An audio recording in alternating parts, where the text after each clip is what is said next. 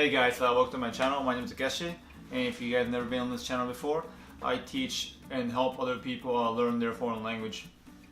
So on this video, I'm gonna teach you guys how to say 1 to 10 or how to count 1 to 10 in Japanese in very basic format, and I'm not gonna get into like, oh, you can also say this way, or all these other grammatical things. It's just basic 1 to 10, how to count.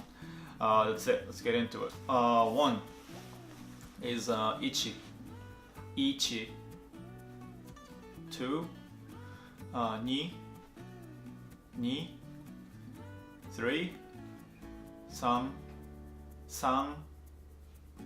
4,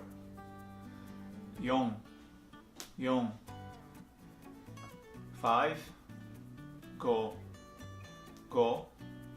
6, 7, 8, 9, 9, and last 10 is 10. So it's from 1 to 10 all one time is 1, 2, 3, 4, 5, 6, 7, 8, 9, 10. That's it. And it's simple as that. On the next video, or on the future video, I'll go over from 11 to 100 or bigger numbers. I mean, it's not that complicated necessarily, but there are some irregular things here and there, and it does make the video pretty long, and it could be a